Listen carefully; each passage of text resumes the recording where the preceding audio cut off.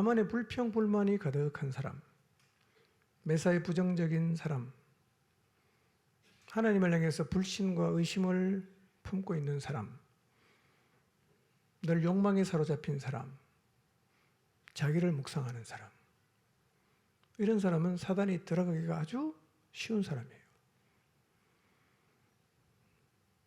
혹시 나의 내면에 일하지는 않는가를 우리는 늘 돌아볼 필요가 있습니다. 두 번째로 사단은 모든 제자의 마음을 흔들었습니다. 사단은 제자들을 충동질해서 누가 더 크냐라는 치사한 주제로 대판 싸우게 했습니다. 근데 그때는 주님과 마지막 만찬을 한 때였고, 예수님께서 만찬 석상에서 나를 파는 자의 손이 나와 함께 상위에 있다, 고 말씀하신 순간이었어요. 그 순간에 다른 이유도 아니고 누가 크냐라는 주제로 싸우는 이 제자의 모습은 참 안타깝죠. 정말 분위기에 맞지 않는 영적인 흐름을 깨는 행동입니다. 그렇다면 이런 일이 오늘 우리에게는 일어나지 않을까요? 더 많이 일어나겠죠. 더 많이 일어날 소지가 있다고 봐야 합니다. 혹시 공동체가 달려가고 있는 이 영적 흐름에 맞지 않게 정말 아무것도 아닌 것 때문에 분노하고 아무것도 아닌 일에 과하게 반응하고 자기 것에 집착하고 기를 쓰고 내 것 챙기겠다고 악유다툼을 하고 있지 않는가? 늘 자신을 돌아볼 필요가 있습니다. 흐름에 맞지 않는 이 돌출된 행동은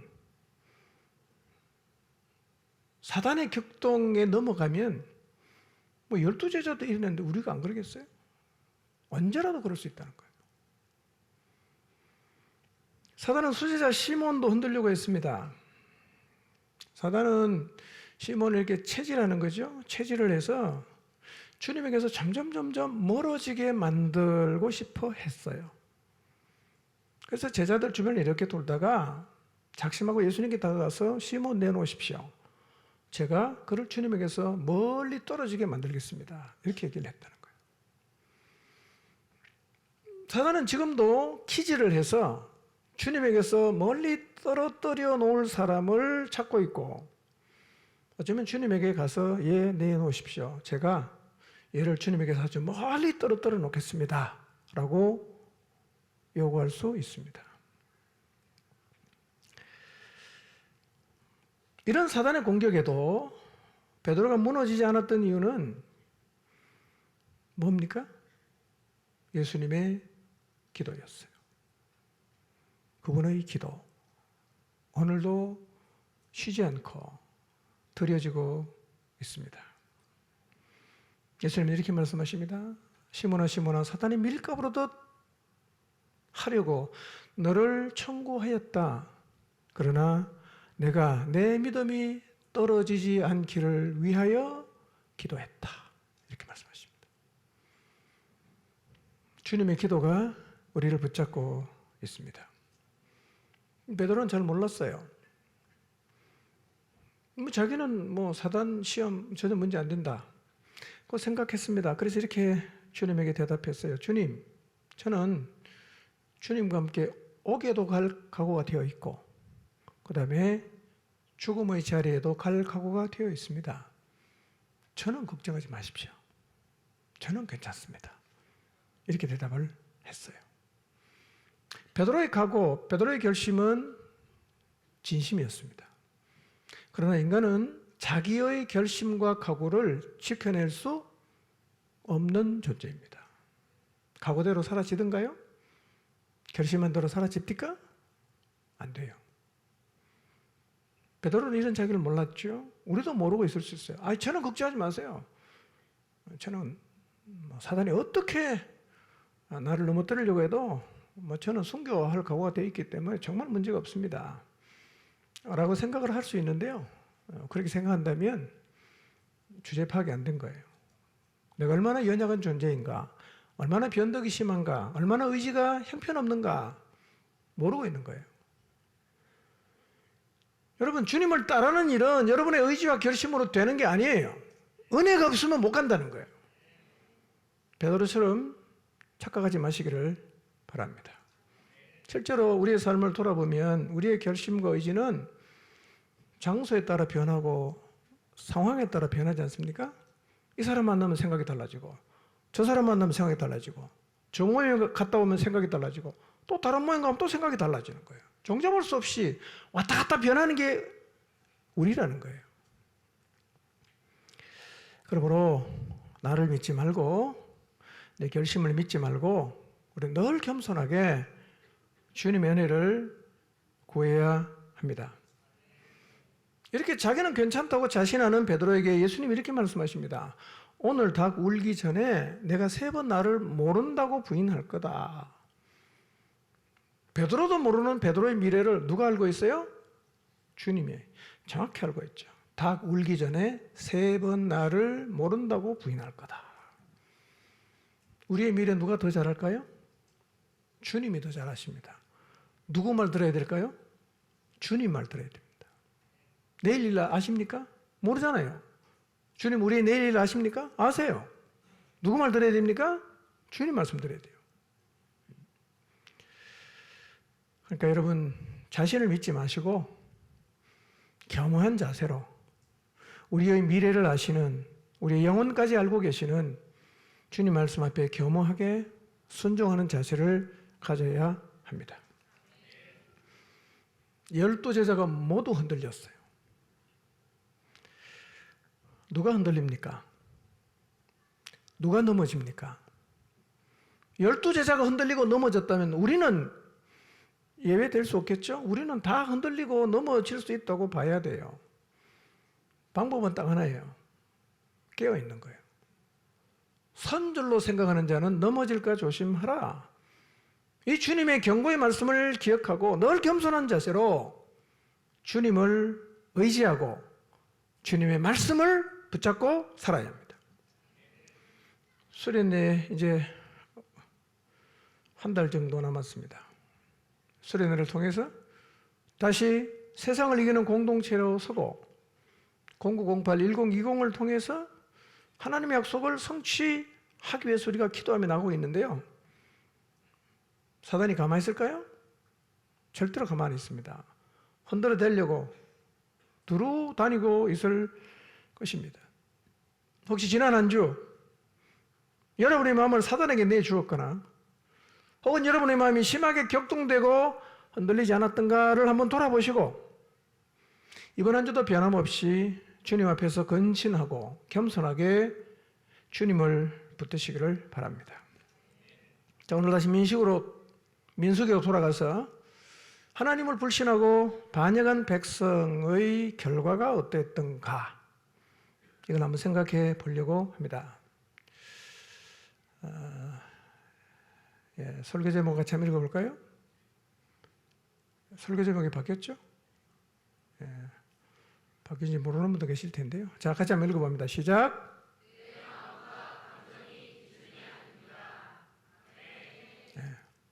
좀 더 크게 한번 읽어보겠습니다. 시작. 네.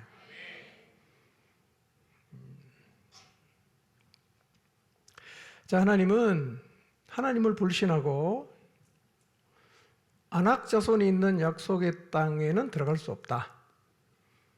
그래서 울며 모세와 하나님을 원망한 이스라엘을 향해서 너희들이 말한 대로 내 귀에 들린 대로 광야에서 하루를 정탐한 날 하루를 1년으로 계산해서 너희가 광야에서 방황할 거다. 그리고 너희가 사로잡힐 것이라고 염려했던 너희의 자녀는 너희가 이 광야에서 죽을 때까지 40년을 광야에서 방황한다고 말씀을 하셨어요. 자, 그 이후에 이들은 어떻게 됐을까? 그걸 한번 좀 오늘 말씀을 통해서 살펴보도록 하겠습니다. 백성을 낙심하게 만들었던 정탐꾼은 어떻게 되었을까? 들어갈 수 없다고 버팅겼던 그 백성들은 어떻게 됐을까? 다는 아니지만 하나님 어떻게 처리하셨는지를 같이 좀 살펴보도록 하겠습니다. 14장 36절에서 38절 읽습니다. 시작. 모세의 보냄을 받고 땅을 정탐하고 돌아와서 그 땅을 악평하여 온 회중이 모세를 원망하게 한 사람 곧 그 땅에 대하여 악평한 자들은 여호와 앞에서 재앙으로 죽었고 그 땅을 정탐하러 갔던 사람들 중에서 오직 눈의 아들 여호수아와 여분네의 아들 갈렙은 생존하니라. 자, 그 땅을 악평하여 온 회중이 모세를 원망하게 한 사람들은 여호와 앞에서 재앙으로 죽었다, 이렇게 말씀합니다. 자, 이 말씀을 통해서 우리가 좀 기억해야 될 중요한 교훈은 이거예요. 원망한 사람보다 원망하게 만든 사람에게 하나님은 더 큰 책임을 물으셨어요. 원망한 사람도 하나님이 책임을 물었어요. 그러나 원망하게 만든 사람에게 더 큰 책임을 물었습니다. 공동체를 낙심하게 하고 파탄에 빠뜨린 죄, 성도를 불순종과 원망의 자리에 빠뜨린 죄가 결코 작지 않다는 거예요. 여러분, 누군가에게 영향을 미치는 자리에 있다면 이것을 늘 조심하셔야 합니다. 혹시라도 여러분이 누군가에게 하나님을 불신하게 말하고 지도자를 불신하게 말하고 원망하게 만들고 불순종하는 자리에 서게 만들었다면 그 책임을 하나님이 묻는다는 거예요. 반드시. 여러분, 공동체를 파탄에 빠뜨린 자는 보통 죄가 아닙니다. 이 공동체는 주님의 몸이에요.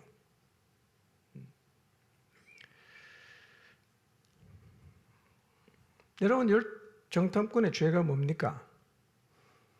땅을 악평한 거예요. 그리고 부정적으로 말한 거였어요. 이렇게 생각할 수 있어요. 말도 못하나. 아니, 말 몇 마디 한 것뿐인데 너무 하신 거 아닌가? 이렇게 충분히 우리가 항변할 수 있어요. 아니, 몇 마디 부정적인 말, 가서 자기들이 느낀 대로 그 땅에 들어가면 죽겠다. 솔직하게 했던 그 얘기가 그렇게 잘못한 겁니까? 우리는 그렇게 충분히 항변할 수 있어요. 입 가지고 말도 못하나? 내가 느낀 대로 말도 못하냐?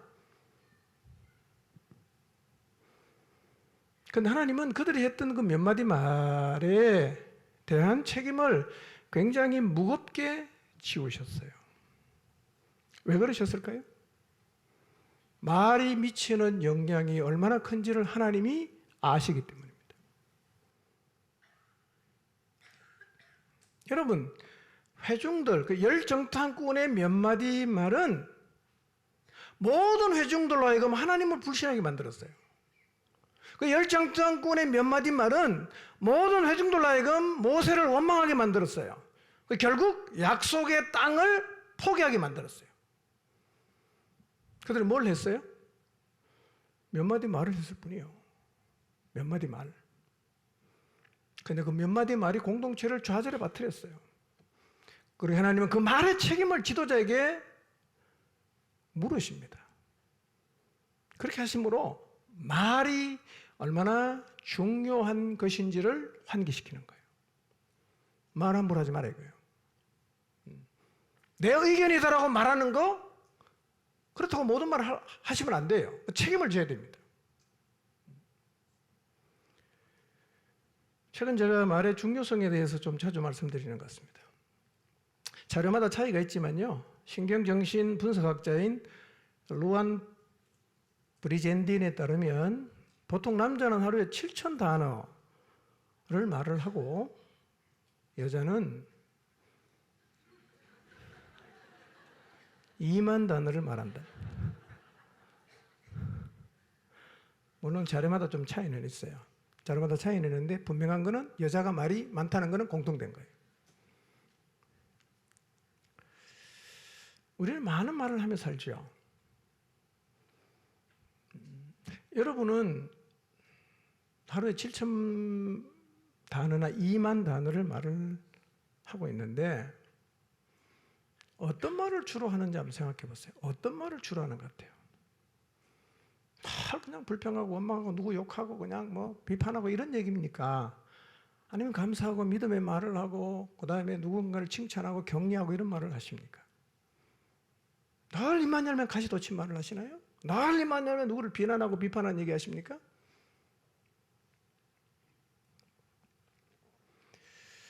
여러분, 영적 세계에서 말은 권세와 능력이에요. 왜 그런지 아세요? 말하는 대로 되기 때문입니다. 말하는 대로 돼요.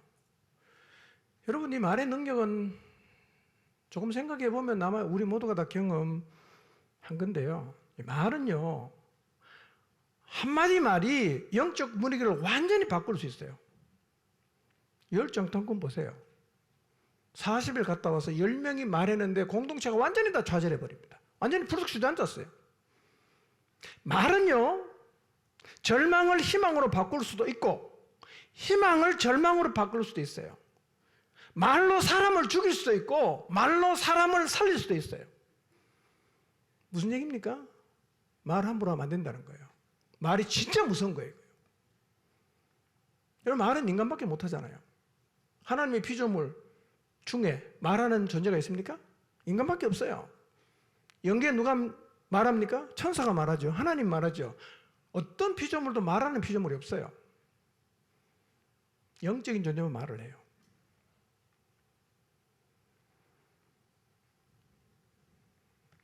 야고보서 3장 5절 8절 한번 봅니다. 시작. 이와 같이 혀도 작은 지체로 돼 큰 것을 자랑하도다. 보라, 얼마나 작은 불이 얼마나 많은 나무를 태우는가. 혀는 곧 불이요 불의의 세계라.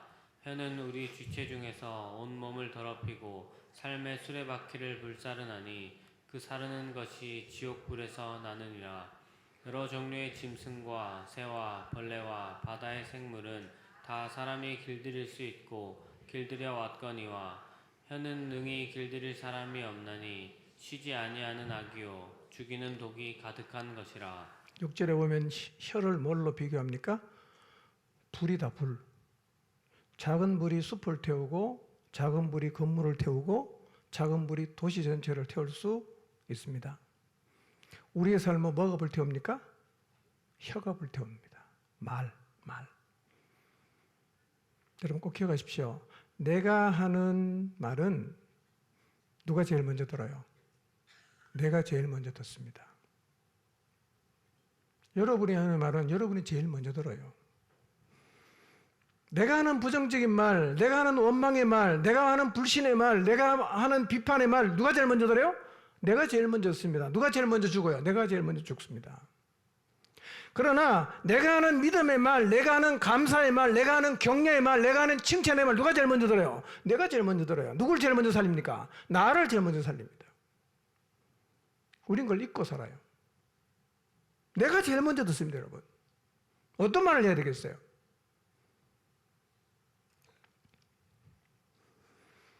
왜 하나님이 열 정탐꾼의 악한 그 원망의 말에 진노를 하셨겠어요? 말의 영향이 얼마나 큰지를 하나님이 알기 때문에 그런 거예요. 그래서 혀는 우리 몸 가운데 악의 세계다 이렇게 표현해요. 우리 몸을 더럽힙니다. 우리의 생명까지도 위협하는 불씨가 되는데요. 이 불씨는 지옥불에서 나온 거다 이렇게 말해요. 이런 얘기입니다. 말은 지옥의 불을 끌어올 수 있다는 거예요. 그만큼 무서운 겁니다. 말은 지옥불을 끌어와요.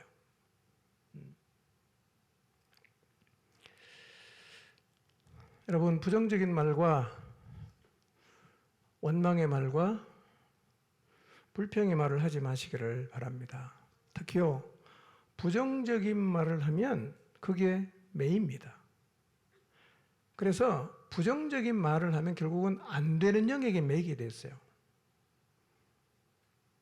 된다고 말하시기를 바랍니다. 아멘? 하나님이 하신다고 말하시기를 바랍니다. 하나님의 말씀대로 이루어진다고 말하시기를 바랍니다. 되지요. 하나님 약속을 지킵니다. 하나님은 신실한 분이에요. 된다고 말해야 됩니다. 하나님이 하신다고 말해야 됩니다. 하나님 약속을 지킨다고 말해야 됩니다. 안 돼, 못해, 안 할 거야. 이렇게 부정적인 말 쓰지 마세요, 여러분. 그건 내가 매이는 거예요. 하나님은 우리의 말을 듣고 계세요. 우리가 말하는 대로 되게 하십니다. 자, 이렇게 약속의 땅을 악평하고 온 회중이 모세를 원망하게 했던 10명의 정탐꾼이 어떻게 됐냐? 재앙으로 죽었어요. 2명은 살았어요. 눈의 아들 여호수아와 갈렙은 살았어요. 자, 이 말은 이런 의미가 있어요. 12정탐꾼이 한자리에 모여 있는데 10명의 정탐꾼을 하나님이 공개적인 방법으로 초자연적인 재앙을 내려서 죽게 했다는 거예요. 그리고 그 중에서 2명은 살렸어요. 누굽니까? 여호수아와 갈렙. 그렇게 했다는 얘기입니다. 우리는 이 일을 통해서 하나님은 우리가 하는 말을 얼마나 중요하게 보시는지를 배울 수 있습니다. 여러분 자녀에게 말 함부로 하지 마세요. 저주의 말 절대로 하지 마세요. 그런 그냥 정겹게 그런 욕을 하대요. 썩어 문드러질 놈. 그대로 되면 좋겠어요? 여러분 자녀가?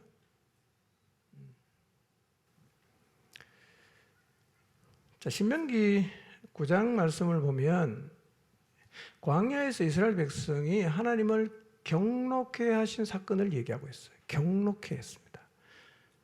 자, 신명기 9장 7절에서 23절까지 중요한 부분 좀 읽겠습니다. 시작. 너는 광야에서 내 하나님 여호와를 경노하게 하던 일을 잊지 말고 기억하라. 내가 애굽 땅에서 나오던 날부터 이곳에 이르기까지 늘 여호와를 거역하였으되 호렙산에서 너희가 여호와를 경노하게 하였으므로 여호와께서 진노하사 너희를 멸하려 하셨느니라. 그때 내가 돌판들 곧 여호와께서 너희와 세우신 언약의 돌판들을 받으려고 산에 올라가서 40주 40야를 산에 머물며 떡도 먹지 아니하고 물도 마시지 아니하였더니 너희가 디베라와 마사와 기브롯 핫다와에서도 여호와를 경노하게 하였느니라. 여호와께서 너희를 가데스 바네아에서 떠나게 하실 때에 이르시기를 너희는 올라가서 내가 너희에게 준 땅을 차지하라 하시되 너희가 너희의 하나님 여호와의 명령을 거역하여 믿지 아니하고 그 말씀을 듣지 아니하였나니. 신명기는 출애굽 2세대들 광야에서 태어난 세대들에게 모세가 지난날 있었던 모든 일을 쭉 설명하는 이야기들입니다. 그러니까 이 출애굽 2세대는 출애굽을 경험을 못한 사람들이에요.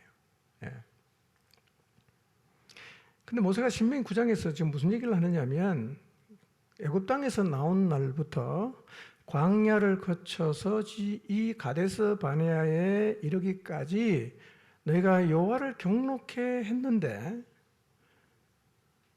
신명기 9장에서는 이스라엘이 하나님을 경록해 했던 대표적인 사건 5가지를 말해요.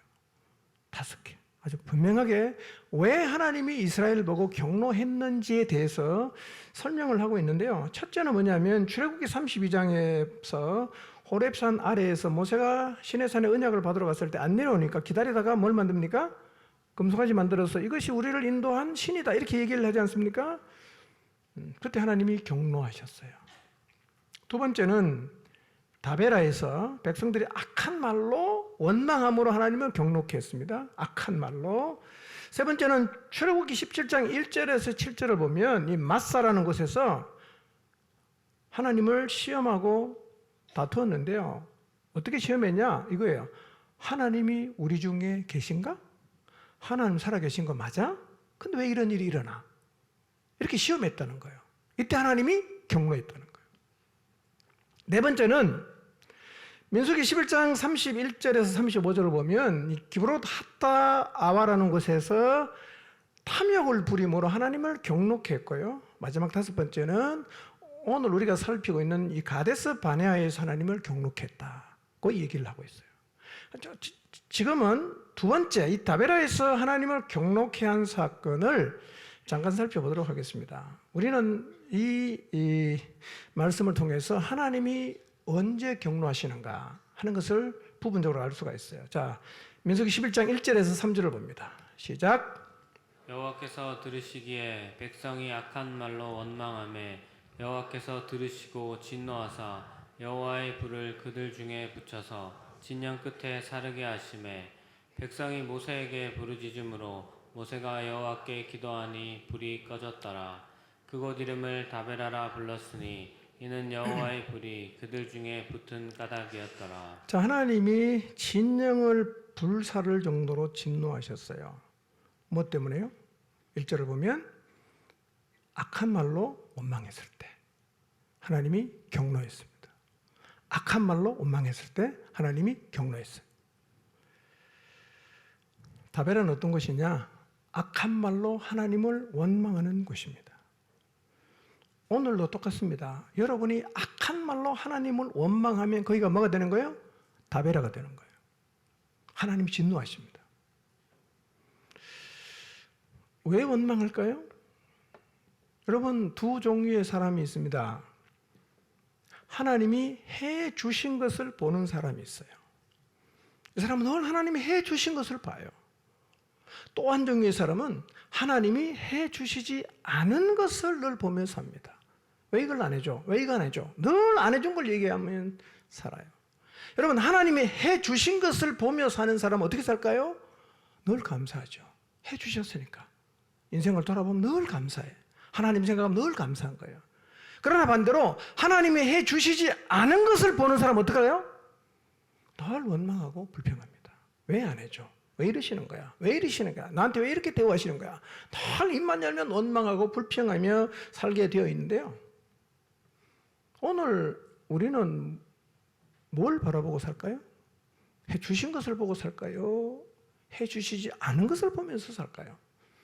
늘 내 삶을 돌아보면 그냥 우라통이 터지고 화가 나고 하나님한테 막 그냥 해대고 싶고 이런 마음이십니까? 아니면 내 인생을 내 삶을 돌아보면 늘 하나님께 감사하고 기쁘고 내가 이분의 은혜를 어떻게 보답할까? 이런 마음을 갖게 되시나요?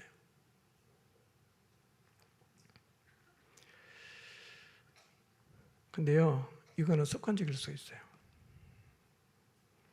원망하는 사람은 어떤 자리에 가도 원망합니다.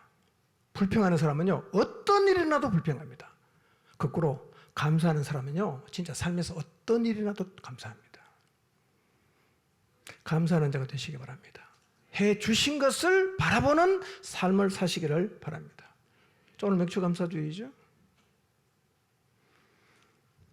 여러분, 하나님이 여러분에게 해 주신 일을 기억하며 진심으로 감사하셨어요? 다시 묻겠습니다. 진심으로 감사할 일이 뭡니까? 뭐예요? 정확하게 말해보세요.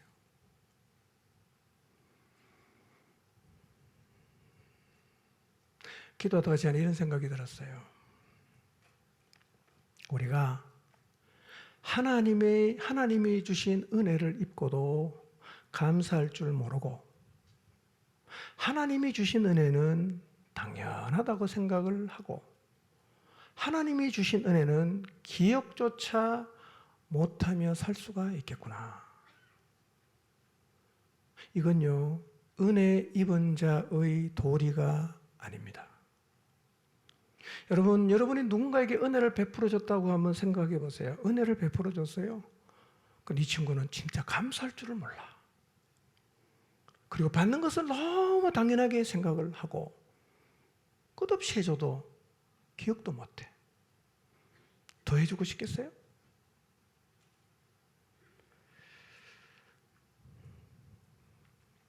여러분, 하나님이 베푸신 은혜를 추상적으로 말하지 말고 구체적으로 무엇 때문에 감사합니다. 그것을 기억하시기를 바랍니다. 구체적으로 기억하세요. 자, 기도하다가 하나님, 지난 6개월 동안 감사하긴 감사한데 내가 뭐 감사하지? 적어봤어요. 금방 적은 16가지를 적었어요. 이것 때문에 감사하네.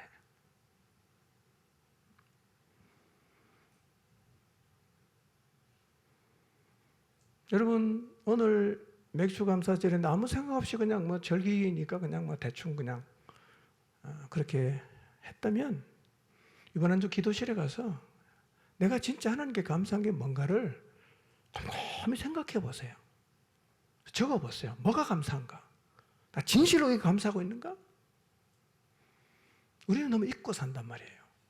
엄청나게 하나님 은혜를 많이 받았지만 하나님한테 해준 게 뭐가 있냐라고 대들 정도는 검색검색 다 잊어버립니다. 그러니까 끝없이 받고도 늘 불평하는 거죠.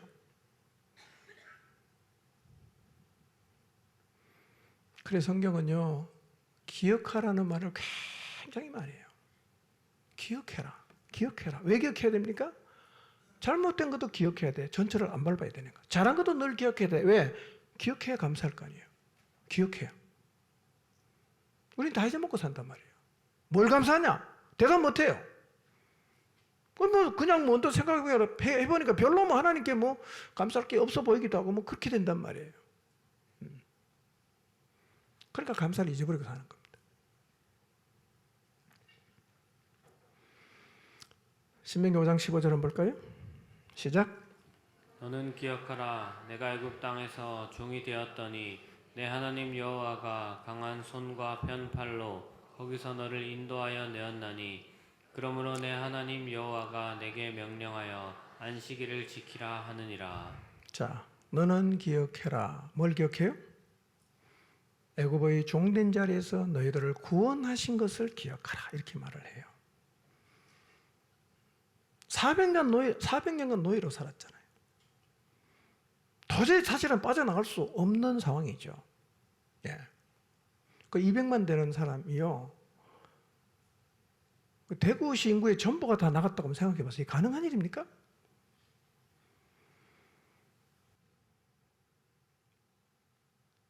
너희가 어떻게 여기 올 수 있었냐?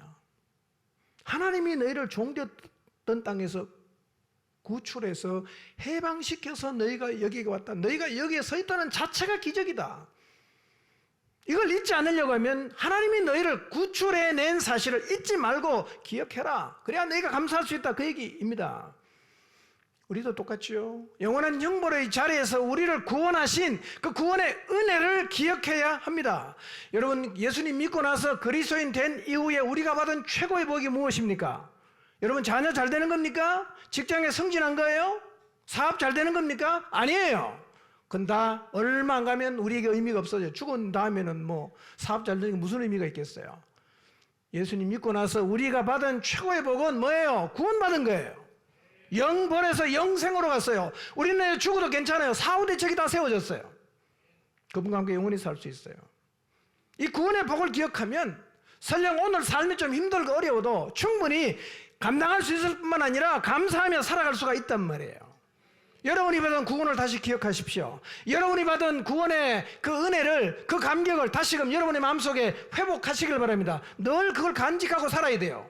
구원을 잊지 말라. 이 하나님 말씀이에요. 신명기 7장 19절 한번 볼까요? 시작. 내 하나님 여호와께서 너를 인도하여 내실 때 내가 본 큰 시험과 이적과 기사와 강한 손과 편팔을 기억하라.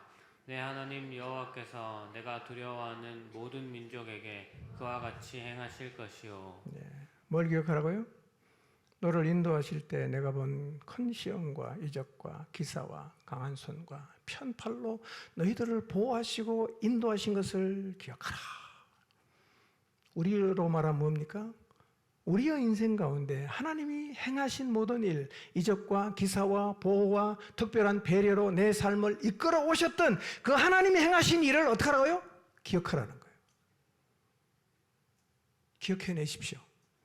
하나도 생각이 안 난다. 다 기억해내십시오. 주님 앞에 기도하면서 하나님께서 여러분의 인생 가운데 행하셨던 일들을 다 기억하세요. 다 적어놓으세요. 자주자주 보세요. 아, 하나님의 인생을 이렇게 인도하셨구나. 기억해야 돼요. 왜 불평합니까? 잊어먹어서 그런 거예요.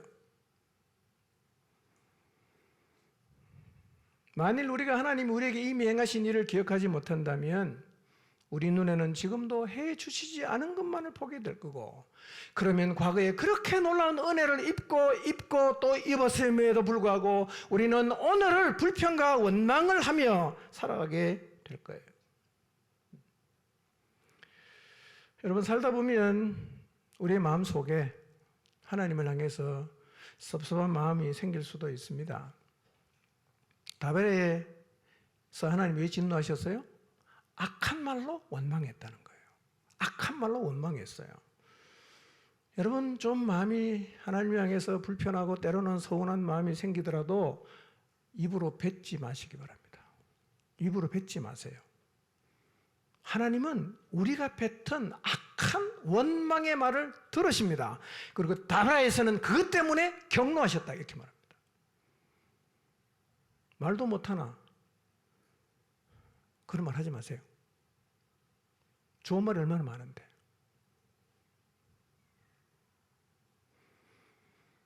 여러분 하나님은 그들이 뱉은 악한 원망의 말을 들으셨어요. 마음을 들은 게 아니고 말을 들었습니다. 이걸 잊지 마시길 바랍니다. 이렇게 말할 수 있죠? 하나님이 중심을 보시는데 말이 뭐 그렇게 중요해? 그렇지 않습니다. 하나님은 우리가 하는 말을 들으십니다. 마음에 없이 내뱉은 말도 하나님은 다 들어요. 뱉은 말은 영적인 거죠.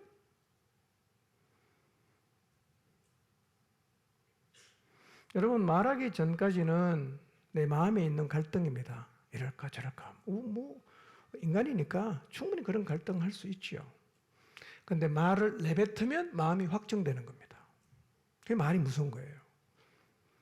우리 안에 원망스러운 마음도 있을 수 있고 감사하는 마음도 있을 수 있고 복합적인 마음을 갖고 있을 수 있지만 원망하는 말을 내뱉으면 내 마음이 원망으로 확정되는 것입니다. 감사의 말을 내뱉으면 내 마음이 감사로 확정이 되는 거예요. 생각은 혼자 할 수 있지만 말을 뱉을 때 그게 확정이 된단 말이에요. 그럼 하나님 뭘 들어요? 말을 듣습니다. 말을 들어요. 그래서 부정적인 말이 나오려고 하면 입에 자크를 딱 닫으시기 바랍니다. 자꾸 잘 열리면 자물쇠를 딱 걸어 놓으시기 바랍니다. 예. 여러분 다베라에서 하나님이 경노하셨어요. 뭐 때문에요? 악한 말로 원망했기 때문에. 자 39절 40절 봅니다. 시작. 모세가 이 말로 이스라엘 모든 자손에게 알림해 백성이 크게 슬퍼하여 아침에 일찍이 일어나 산 꼭대기로 올라가며 이르되 보소서 우리가 여기 있나이다. 우리가 여호와께서 허락하신 곳으로 올라가리니 우리가 범죄하였음이니이다. 자, 모세가 전해준 말을 백성이 듣는데요. 그 내용이 뭐냐면 14장 26절에서 35절 말씀을 모세가 하나님께 듣고 이 얘기를 전해줬어요. 요거는 시간이 없으니까 읽지는 않겠습니다. 이 내용이 뭐냐면 아까 살폈던 것처럼 너희 말대로 내가 너희에게 행하겠다. 내가 광야에서 방황하다 죽을 거다. 너희 자녀도 너희 죽을 때까지 광야에서 방황하게 될 거다. 뭐 이런 얘기를 전해줬어요. 자, 이 말씀을 들은 백성이 크게 슬퍼했어요. 크게 슬퍼했어요. 회개일까요? 울면 다 회개하는 겁니까? 크게 슬퍼했다. 외형적으로 보면 이 사람이 진짜 회개한 것 같아. 그러나 이 사람은 회개한 거 아니에요. 회개는 운다고 회개가 아니에요. 삶으로 털어놔야 되는데 뭐가 회개인지 한번 살펴보도록 하죠. 자, 근데 크게 울면서 이들이 뭐라고 말했냐면 그 다음날 산악 지방 쪽으로 가면서 이렇게 말해요. 우리가 죄를 지었다. 이제 여호와께서 허락하신 곳으로 가자. 여호와께서 허락하신 땅으로 가자. 이렇게 말해요. 그 말만 들으면 진짜 회개한 것 같지 않아요? 크게 울었고 여호와께서 허락하신 곳으로 가자. 아, 완전히 회개했구나. 이렇게 생각할 수 있죠. 이 사람들은요 못 간다고 그렇게 모세도 원망하고 하나님을 원망했는데 갑자기 마음이 변했어요. 그리고 이제는 그 땅으로 가겠다고 지금 나섰단 말이에요. 근데 이들의 순종은 뒤늦은 순종이에요. 여러분 천하만사에 때가 있어요. 순종도 때가 있습니다. 아무 때나 할 수 있는 거 아닙니다. 첫 단추를 잘 껴야 됩니다. 그러나 이스라엘은 첫 단추를 뭘로 낍니까? 불순종으로 깨웠어요. 첫 단추부터 잘못 깨웠어요. 그럼 두 번째 단추 어떻게 되죠? 계속 잘못되는 거예요. 여러분 신앙생활할 때 첫 단추를 잘 껴야 됩니다. 첫 단추가 불순종이면요 그 다음부터는 계속 꼬이는 거예요. 여러분 믿음의 길은 굉장히 확실하고 명료하고 단순해요. 복잡하지 않습니다. 근데 오늘 본문을 읽으면 굉장히 복잡하거든요. 왜 이렇게 복잡해진지 아세요? 첫 단추를 잘못 끼웠기 때문에 복잡해지는 거예요. 여러분의 첫 단추를 순종으로 끼우시기 바랍니다. 그리고 두 번째, 세 번째 쉬워요. 여러분 에서도 첫 단추를 불순종을 끼웠잖아. 그 나중에 후회하는 거야. 자, 히브리서 12장 한번 볼까요? 17절 시작. 너희가 아는 바와 같이 그가 그 후에 축복을 이어받으려고 눈물을 흘리며 구하되 버린 바가 되어 회개할 기회를 얻지 못하였느니라. 여러분 아시는 것처럼 에서도 순종의 때를 놓쳤어요. 나중에 정신을 차리고 그 축복을 이어받으려고 눈물을 흘리며 구했지만 회개할 기회를 어떻게 했다고요? 얻지 못했다. 이렇게 말하는 거예요. 여러분 순종의 기회를 놓치지 마시기를 바랍니다. 하나님이 여러분에게 말씀하시면 성령께서 여러분에게 도전하시면 그 자리에서 순종하시기를 바랍니다. 어쩌면 오늘 내게 주신 그 성령님의 도전은 내 평생에 다시 없을 수 있어요. 마리아에게 옥합을 깨트리라는 도전은 인류 역사에 한 번밖에 없었습니다. 언제나 순종의 기회가 열려있는 건 아니에요. 하나님이 기회를 주실 때 순종하시기를 바랍니다. 순종의 때 놓치지 마세요. 여러분 방주가 열려있을 때 들어가려고 해야죠. 문 닫은 다음에 비 온다고 그때 막 뛰어가면 소용없어요. 닫힌 방주문은 안 열립니다. 여러분 하나님이 불로 심판하는 소돔성도 심판이 있기 전에 나가야지요. 불이 떨어지는데 못 나갑니다. 순종에도 뭐가 있다고요? 때가 있는 거예요. 그러나 이 광야 1세대는 첫 단추를 잘못 꼈어요. 계속 어그러지는 거예요. 그래서 지금 여러분 이들이 뒤늦게 가나안으로 들어가려고 합니다. 크게 울었어요.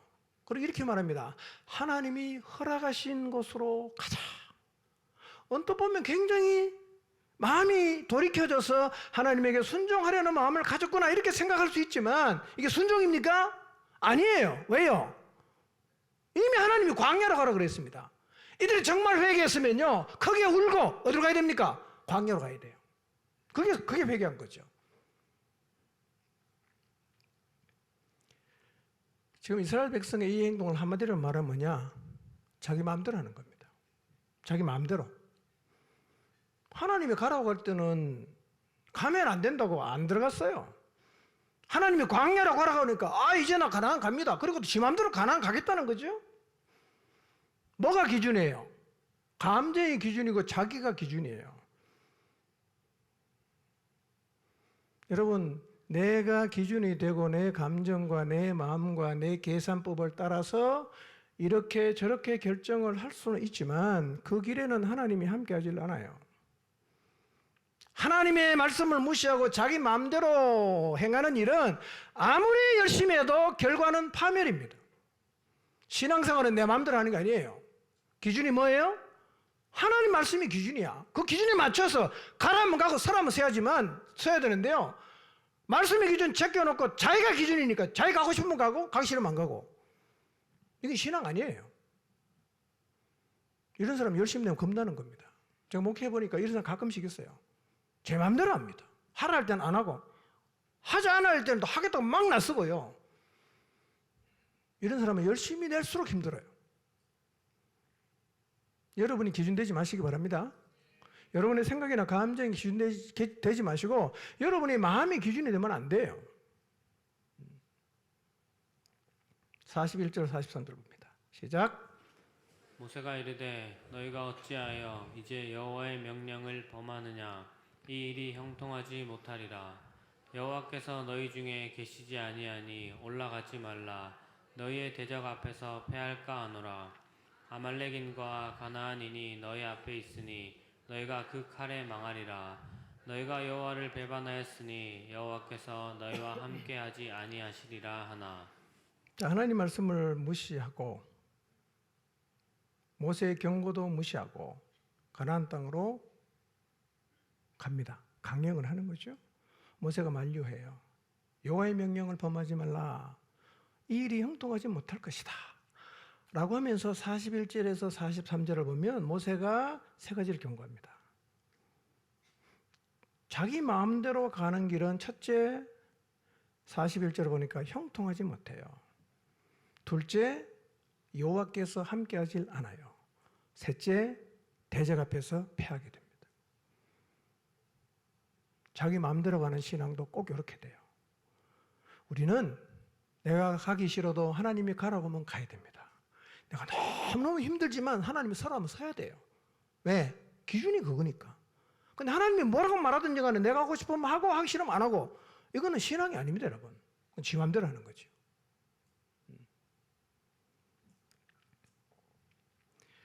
자기 마음대로 하는 신앙생활은 열심을 아무리 내도 하나님의 진노를 더할 뿐입니다. 혹시 여러분 목장 안에서, 이 교회 안에서 여러분이 내는 열심이 기준이 말씀인지 아니면 내 감정인지 내 마음대로인지를 돌아보시길 바랍니다.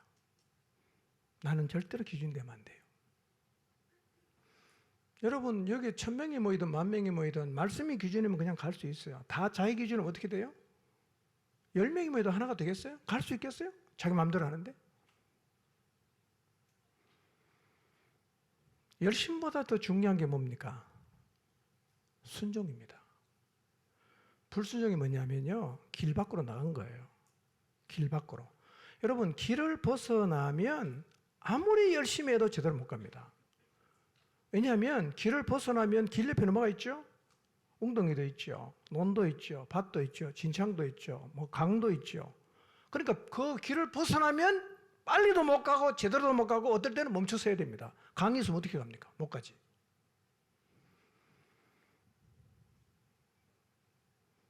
길로 가는 게 제일 평안할 수 있습니다. 길이 뭐예요? 하나님 말씀이에요. 자, 44절 45절 봅니다. 시작. 그들이 그래도 산 꼭대기로 올라갔고 여호와의 언약궤와 모세는 진영을 떠나지 아니하였더라. 아말렉인과 산간지대에 거주하는 가나안인이 내려와 그들을 무찌르고 호르마까지 이르렀더라. 자, 41절에서 43절을 보면 모세가 강력히 경고했습니다. 가지 마라. 첫째, 가면 어떻게 된다? 형통하지 못한다. 둘째, 하나님 함께하지 않는다. 셋째, 망한다. 경고했잖아요. 44절 보세요. 그들이 그래도 가는 거예요. 못 말리는 거예요. 열심을 못 말리는 게 아니라 고집을 못 말리는 겁니다. 여러분 이게 문제입니다. 그래도가 문제예요. 이게 무서운 겁니다, 여러분. 그래도 올라갔다는 말은 하나님이 말씀하셔도 내가 하고 싶은 대로 하겠다는 거예요. 지도자가 말을 해도 내가 가고 싶은 대로 가겠다 이거예요. 하나님 함께 안 해도 나는 내가 갈 길 간다. 가다가 망해도 나는 그 길 간다. 이게 얼마나 무서운 태도입니까? 자기 감정이 자기 인생을 구하는 거 바보 같은 짓 아니에요? 여러분 우리 감정 믿을 거 못 돼요. 때로 우리는 감정을 극복해야 됩니다. 감정을 뛰어넘어야 돼요.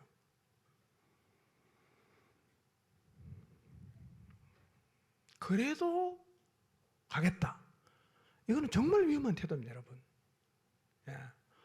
여러분, 여러분의 어떤 선택이나 결정을 했을 때 여러분의 목장에서 목자가 기도하면서 그 절대로 하지 마라 할 때 그래도 가는 사람은요, 그 결과는 뻔합니다. 형통하지 못해요.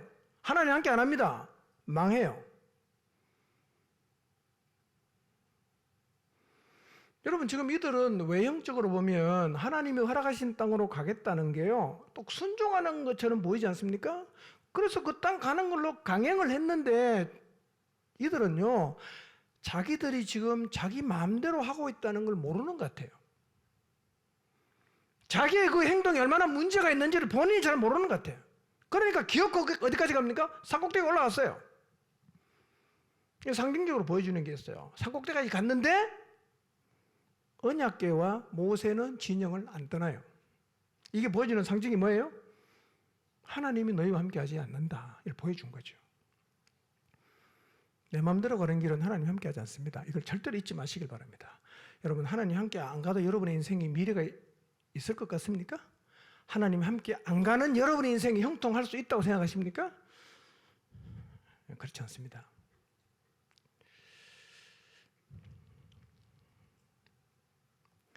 여러분 혹시 하나님이 함께하지 않는 길을 고집스럽게 가고 있지 않는지 한번 돌아보십시오. 근데 고집대로 가는 거예요. 내가 가고 싶으니까 하나님 뭐라고 말씀했든 나는 상관 안 해. 그냥 내가 이거 하고 싶다. 그냥 한다. 즉시 멈추시길 바랍니다. 즉시 멈춰야 돼요. 그 길은 어떻다고요? 형통하지 않습니다. 하나님 함께 안 합니다. 망합니다.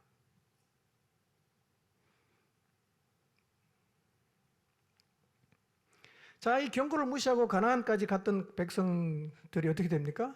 가나안인들이 내려와서 이스라엘을 공격합니다. 이스라엘이 패배합니다. 그리고 호르마까지 쫓겨났어요. 이게요, 출애굽 1세대가 최초로 겪은 실패입니다. 자, 이 실패가 주는 교훈이 뭐냐면, 여러분 이스라엘이 지금까지 출애굽의 여정, 힘든 여정을 어려움 없이 오게 된 이유가 무엇인지를 보여주는 거예요.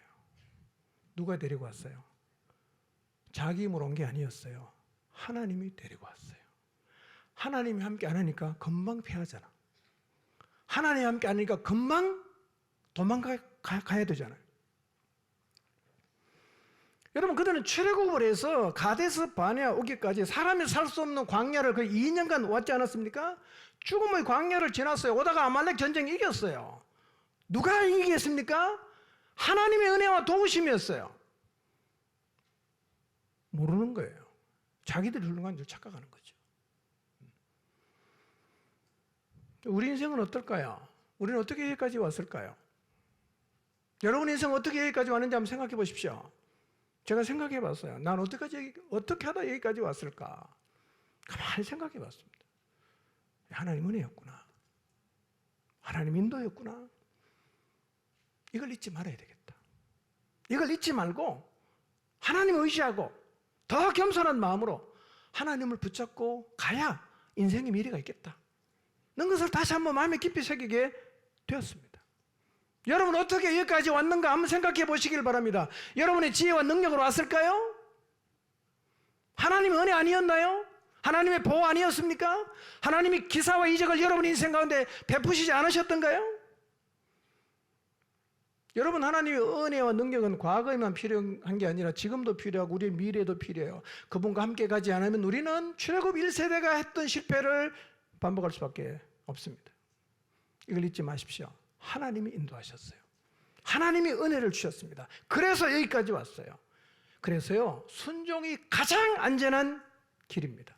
가장 위험한 길이 뭐냐? 열심히 있다 없다 그건 중요하지 않아요. 하나님을 떠나서 내 고집대로 내 마음대로 가겠다는 이게 가장 위험한 거예요. 잊지 마십시오. 감정은 기준이 아니에요. 여러분은 절대로 기준이 안 돼요. 여러분의 생각도 기준이 안 돼요. 기준은 언제나 하나님의 말씀이어야 합니다. 칼빈이 이렇게 말했어요. 하나님이 가라는 데까지 가고 멈추라고 하는 곳에서 멈추어야 한다. 예. 가라는 데까지 가고 멈추라는 데서 멈추어야 합니다. 우리 이 말씀 앞에서 우리를 한번 잘 돌아봅시다. 혹시 어느 순간 내가 기준이 되어버린 건 아닌가? 그래도 누가 뭐라고 해도 나는 한다. 누가 뭐라고 해도 나는 내가 원하는 길을 가겠다. 물론 그것이 하나님 말씀이면 그렇게 해야 돼요.